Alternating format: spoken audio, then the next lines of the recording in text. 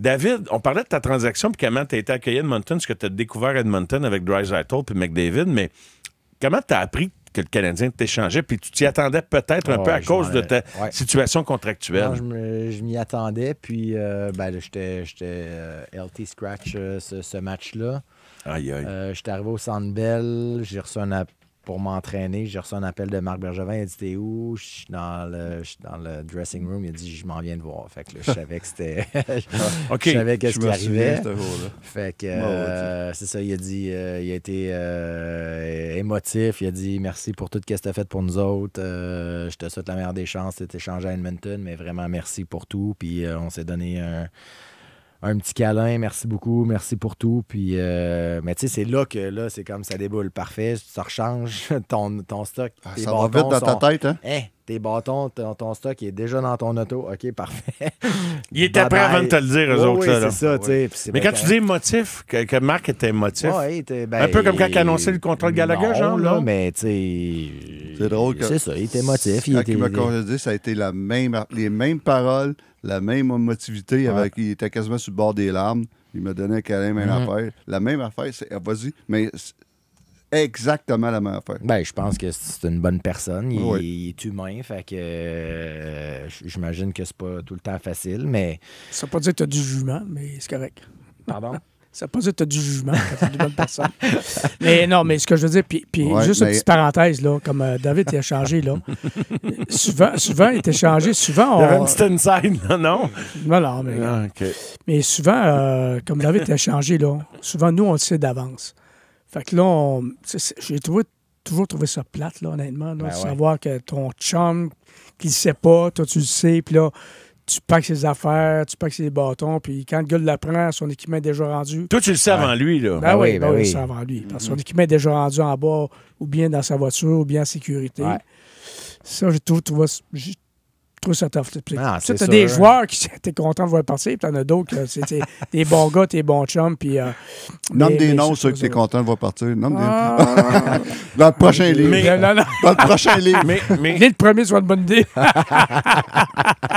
Tu sais, tu as eu une bonne relation avec Marc Bergevin, Pierre, mais qu'est-ce qui t'a le plus déçu de lui? Écoute, c'est 2 dernières années, je te dirais.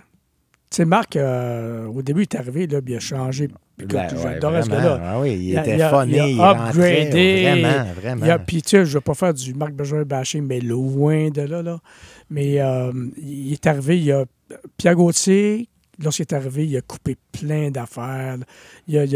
On dirait qu'il voulait plaisir à Jeff Molson. Couper sur les budgets. Mais c'est comme ça qu'il travaillait, Pierre Gauthier. Il travaillait pour les gens en haut de lui, pas en bas. C'est ça. Non, mais sérieux, puis il me l'a dit, de vive voix. C'est ça. Mais dans la Ligue nationale, c'était le contraire. Dans la Ligue nationale, c'était le contraire qui se passait. Toutes les bonnes organisations... à Chicago, Marc a amené ce qu'on faisait à Chicago. Exactement Marc ça. Marc a doublé le personnel à Montréal dans tout.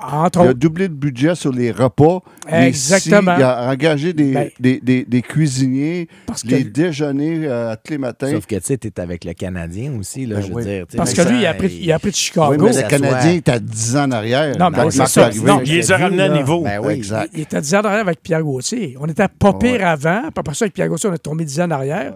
Puis là, Marc a nommé, puis Chicago, puis bien d'autres équipes. Là, Philadelphie, je peux t'en nommer plusieurs qui ont eu des chefs. Puis des non, c'est ça. Il y a des la Ligue t'a rendu des joueurs. là. Exactement ça. Fait que Marc, quand il est arrivé, écoute, c'est un gars drôle, c'est un gars le fun. Oui, funny au bout. Il a changé plein d'affaires. Je me rappelle, le premier jour, je fais le tour du vestiaire avec lui à Brossard, puis il dit hey, ça, puis ça, telle affaire. Puis il voyait les rasoirs des joueurs, tu sais, les petits rasoirs Gillette du jetable, là, il dit non, là, ça va prendre des rasoirs, puis tu sais, plein d'upgrades. C'est des détails, mais super cool. Ça fait que c'est hot. Vous aimiez ça, les joueurs? Oui. Quel effet ça faisait? Ben, c'est ça, c'est ton lieu de travail, c'est des petits détails, un petit rasoir. De retour dans la Ligue nationale. De retour dans la Ligue nationale, c'est ça que ça veut dire. C'est ça que ça veut dire. Mais les 2 dernières années, t'as comme... Mais par après, écoute, honnêtement, je veux pas... Je sais pas, Je sais pas si c'est la pression, je sais pas c'est quoi... Mais tu sais, Marc était bon pour moi. Il m'a engagé. C'est lui qui est venu me chercher à Chicago. Puis il m'a engagé, puis il a payé le prix, puis il était très bon pour moi. 8 ans. Ben, la même affaire pour moi. Les 2 dernières années, Marc, c'était plus Marc. Non, c'est ça. Marc, la pression, plus la même personne. La pression de Montréal, le market de Montréal, pour moi, il l'a atteint. Ouais. Et puis, la pandémie n'a pas aidé aussi. Tu dis ça, mais il vivait des choses aussi personnelles à l'interne aussi. Oui, mais Marc et tout, c'est un gars qui aimait ça. Marc, c'est un gars qui aimait ça, voir du monde, sortir. Quand je dis sortir, aller prendre une bonne bouffe au centre-ville. Puis il y avait ses chums à Montréal. La pandémie, il l'a trouvé très dur, plus que n'importe qui. Marc était tout seul chez eux. Et puis, il ne pouvait plus sortir, il ne pouvait plus rien ça. Le market, la pression. Donc, tu veux dire, il n'aurait pas dû sortir. En tout cas. Tout ça pour dire que Marc. C'est pas pareil. Marc Bergevin, c'est plus le gars que j'avais connu. Marc Bergevin, c'était plus le gars que j'avais connu à Chicago, puis mes 6 premières années à Montréal. C'était complètement un gars, il arrivait le matin, il avait la défaite par la vie, parlait pas, disait pas un mot, plus de fun. Plus de fun. C'est pas lui pantoute. Il a fait sa carrière avec ça. Exactement. Faire rire les gars. Non, exactement. C'est quoi, je ne sais pas, mais c'est ça pareil.